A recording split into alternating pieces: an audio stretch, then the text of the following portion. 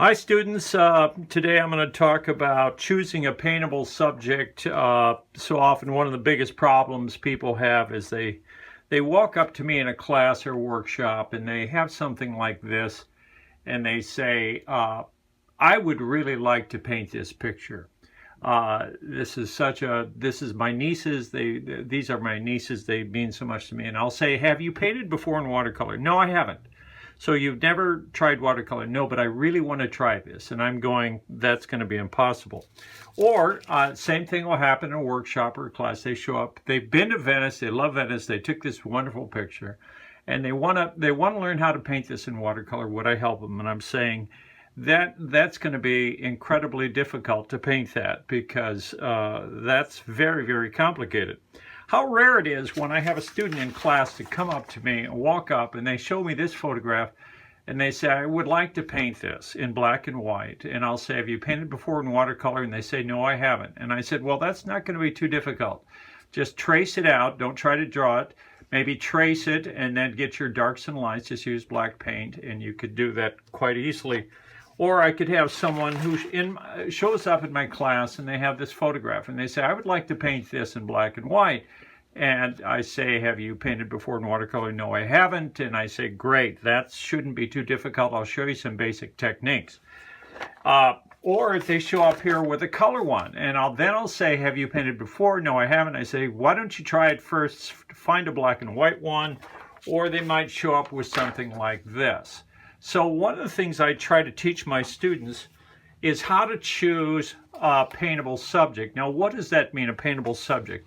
Well, if you know anything about music, if you're taking piano lessons and you want to learn how to play the piano, you start out with simple music, like this is Jingle Bells, very few notes. So Jingle Bells would be very much like showing up and wanting to paint this. Okay, very simple. That's the way you start in learning how to paint in watercolor.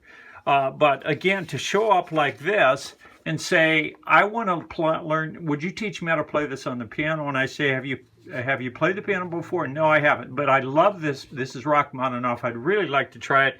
And I'm saying that's going to be extremely difficult. It's going to take years to practice. And that's what's happening. When you want to walk up here and you want to paint this, that's like trying to play this on the piano right off the bat. It's impossible. It's not going to happen. We have to take our time and work. This is a language we're learning. It's an instrument we're learning. It takes a long time to learn how to do this. So let's start with a subject today that I'll show you how this works. Let's take this subject here. Now, this is what kind of a subject I give my beginning students.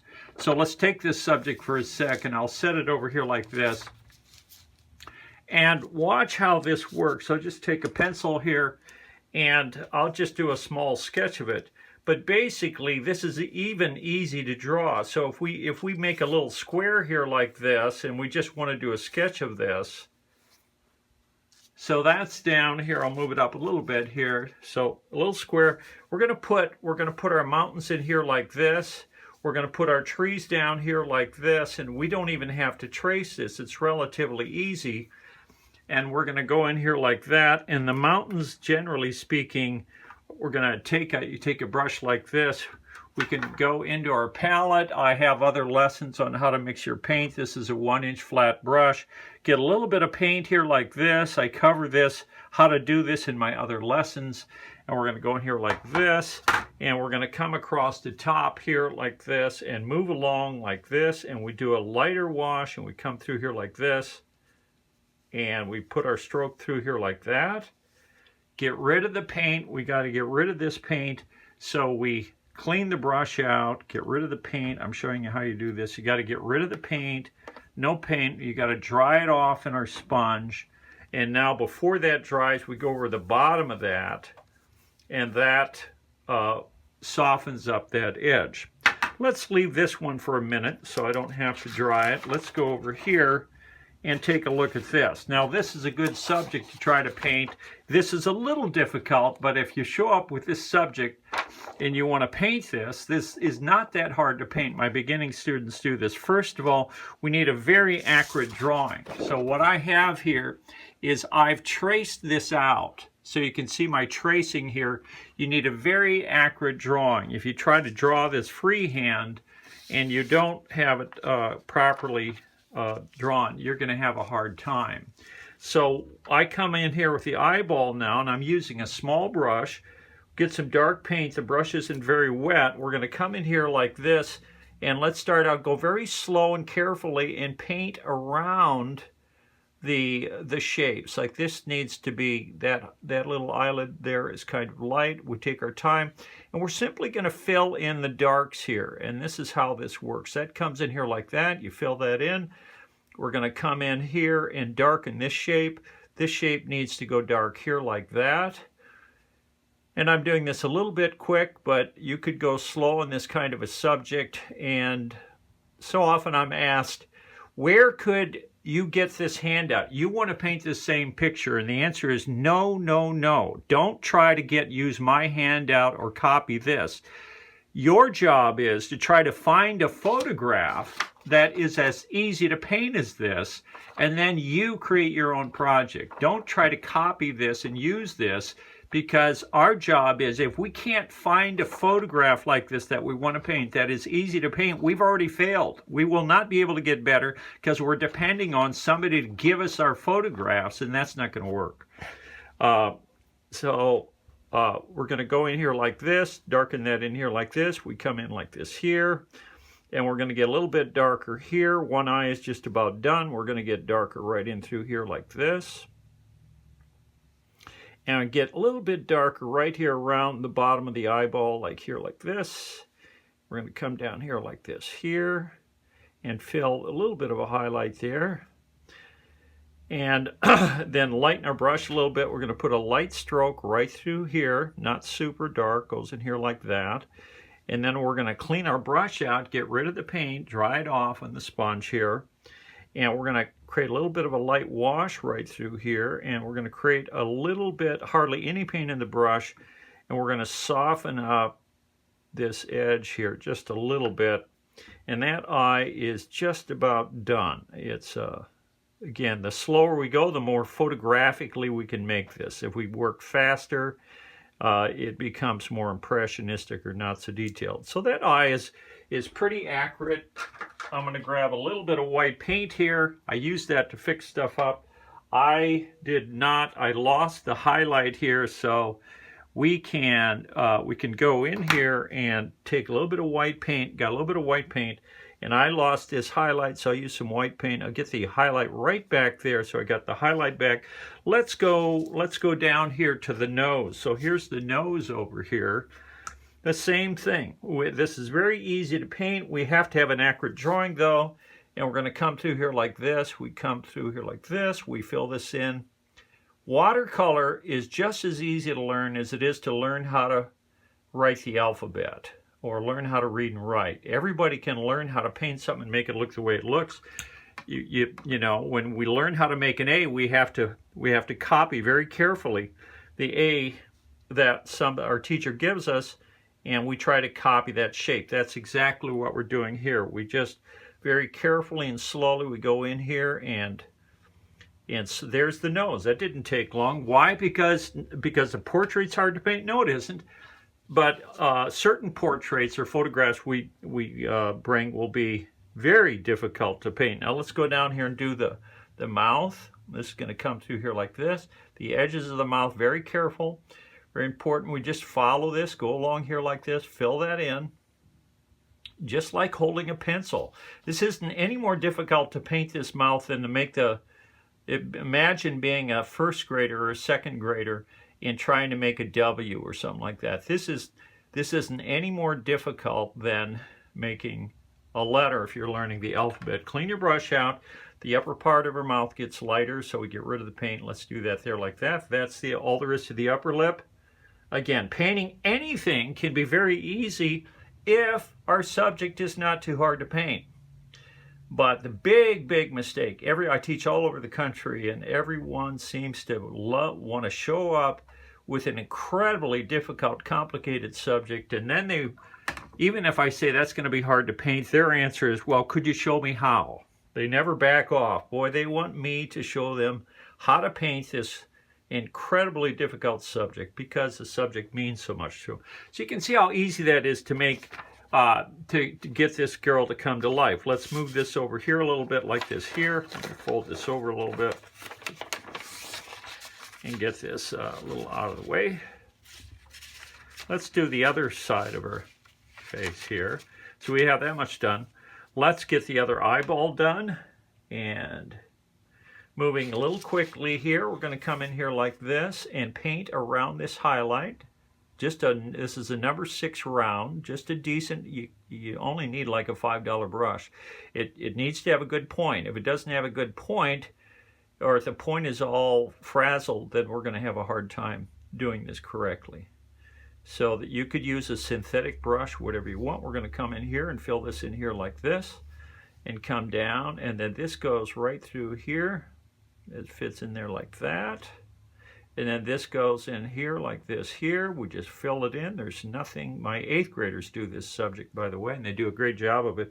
So again, this is very easy to paint type of a subject.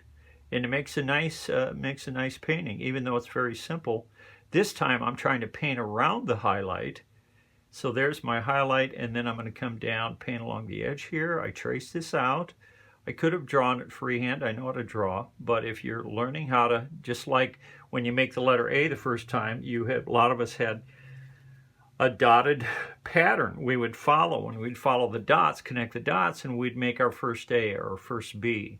And that's why I encourage my beginners to trace, because it's too hard to just start right off the bat and draw a face like this unless you spend years and years practicing. And most of my students do this as a hobby. They don't have time to spend 1,000 hours learning how to draw. So that eye is pretty much done. So you can see there already how much we've already captured the truth of who she is, and not very much time at all. Let's set this aside for a minute and go back to this one here. Again, this is like the portrait. We aren't painting so much a portrait. What we are doing is learning how to choose a paintable subject and then paint what we see. So this is dried. We're going to go a little darker now for the next mountain. And this is going to get darker here. We're going to come down here like this. The mountain dips a little bit using the 1-inch flat here. I could use a little one if I wanted to, but little brush. But go here like this. And then that gets lighter. We got to get rid of this paint. My other lessons talk about this. We get rid of that paint. With no paint on the brush, we go over this edge. There's no paint on the brush, and the brush overlaps the edge between the dark stroke and the light bottom. Okay, and we got to get rid of the water. My other lessons talk about that. Dry the brush off, get rid of the water, and we go over that edge again, and there's no paint, and that softens that edge. One of the hardest techniques in watercolor. We can bring this down a little bit more here like this. Now we clean the brush out, get rid of the water, and we're going to go over that edge like that. And so we have the mountains done, okay? Now we're going to set this aside. Let's go back to the girl here.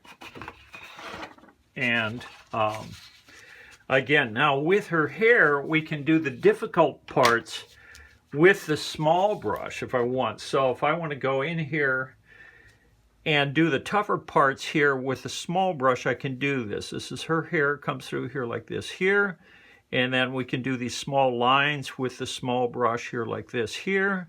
And come in here like this, and we can just, that's the hair. A lot of people want to know how to paint hair. Hair is easy to paint if your photograph looks like this, but if your hair looks like this, and you want to paint that hair, this is a completely different story. This again is like trying to play that. So, but this, painting this hair, is like trying to play that, okay? So the point is, let's learn to choose subjects that aren't too difficult. And that will we will enjoy painting so much more if we learn how to do this. We're going to come down here, use our small brush. We can throw a few little hairs in here like this. We flick out here like this, come down here like this. So I'm just doing the detail here. I'm going to paint around the highlight here. I'm just painting what I see. I'm not making stuff up. My head is always going back and forth looking at the picture. It's going to come down here like this. And I can paint around a couple of hairs here like this. There's a few little hairs down through here. And that's the detailed part. I can come down here to the bottom of the, look at her hair down here. This is kind of tricky. It's hard to do this kind of a hair with a big brush. So just like using a pen, you're like crossing a T. You just put a few strokes in here like that for those types of hairs. A few coming out here, a little bit coming out like that. Over here, we use this small brush. Slide your hand, rest it on the table, come in here like this here. We can come down here along her neck like this here. I haven't put her shadow in here, and let's do that. Shadow under her chin gets a little bit darker right here. And then I want to show you the technique of softening this edge. We already showed you on the mountains. Now we're going to do down here. So the way we soften that edge, I'll get to that in a second. Well, we might as well do it now. I'm going to clean this brush out. I'm going over the water, cleaning it out. And I'm hitting the sponge here.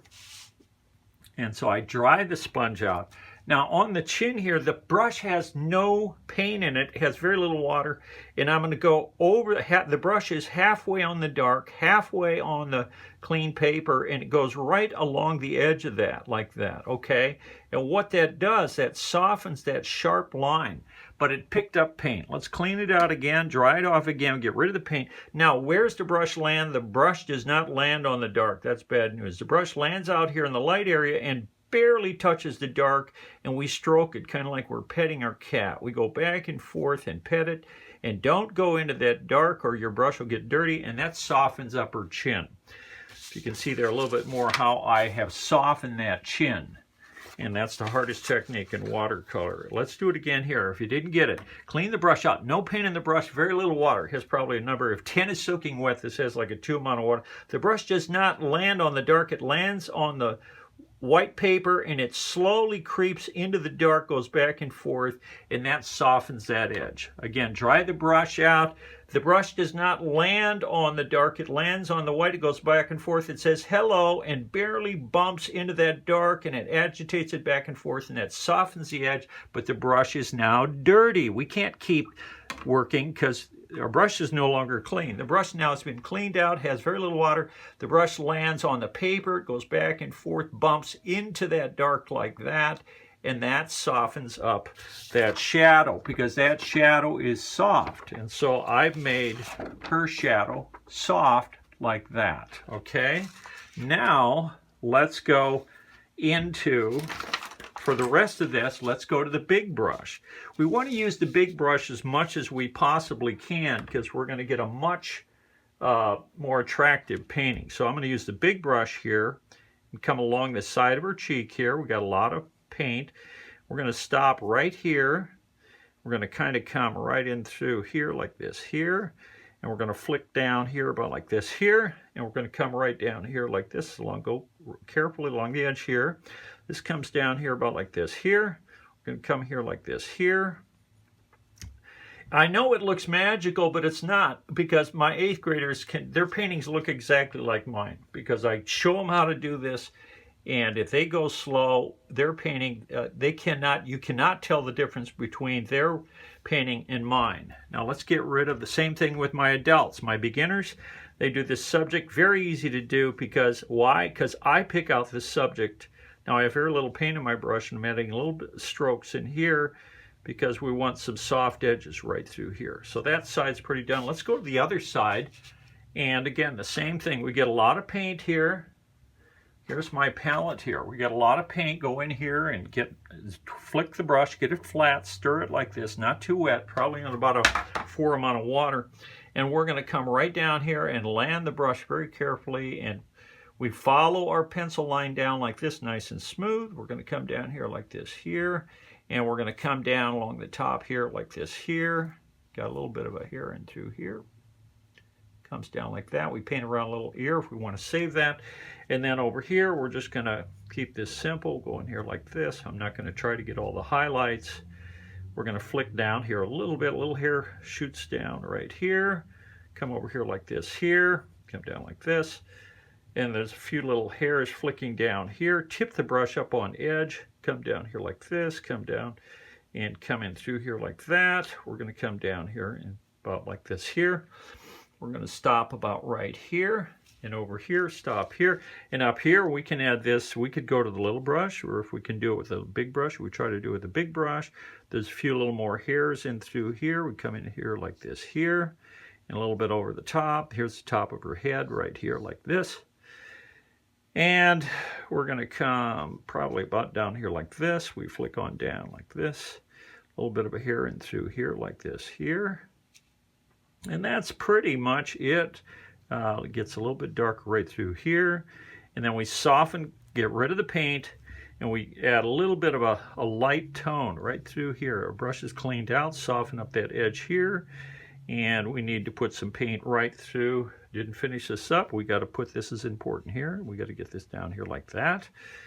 And again, if I wanted to, I'm going to go to my white paint. I covered up some white. I got a lot of gooey, thick white paint here. You can see it on my brush. See that white there?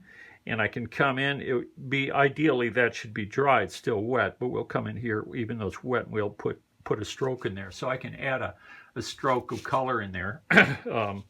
Not color, but some white right there. So that is pretty much done. And covered that up a little bit, and need a little bit. This isn't quite done here. Me getting picky now. Okay. So that is pretty much what my students do. And we could work on a little bit more, but you can see here, you look at that here, pretty powerful subject makes a good painting. Why? Because the subject photo is good. And the subject photo is not too hard to paint. So that's that. Let's finish up. Let's go back to this here. We're going to go back to this here and grab this here. And again, this is again a beginning type subject. We grab the big brush. We could use the small brush if we wanted to. We could come in here and get really detailed and come in here and do tiny little trees and go really slow and dry our brush out and put one tree in at a time. So we can go slow. That leads to a more detailed painting. So if I come in here very slowly and just add tiny little details, I can do that. It gives a more detailed painting. Or if I'm outside sketching and I want to do a quick sketch, then the bigger the brush we move to, the more impressionistic or not so realistic our painting becomes. So we're going to come in here, and we can come in here just like this here. This is really quick. Again, I didn't even trace this out. Now I can flick the big brush up here, and I can flick, the brush has very little water, I can flick the brush out here like this and go out like that. But again, the key thing is nice soft paint. It's not hard pan paint. It's nice and soft and fresh out of the tube. And there's our there's one of our trees. We come straight across here like this, and we can add a few more trees in through here like this, and we throw a few little, this is a good beginning type subject. We come across here like this. You have a few small trees down here like this, and again, give little arms coming out of the edge there like that. We flick out, and then the trees, are trees go all the way over here, and then they get smaller and shorter through here. Again, I could go very slow. You pick the speed that you're most comfortable with. If you like looser, more expressive, impressionistic paintings, use a bigger brush, paint faster. But if you like super detailed paintings, get a little brush and paint very realistic. It's just like, do you prefer a novel more than a poem, or you prefer a poem more than a novel? The fewer words we use, the fewer strokes we use, the more we're painting like a poem. This is more like a poem with very few little strokes. And but if I did this same painting and spent 30 hours on it and did it large, this could end up being a pretty large, pretty detailed painting. So there's that painting, and there's this photograph. And again, that's what we're trying to learn here. This is extremely difficult. This is so much easier. That's the lesson for today. Thank you.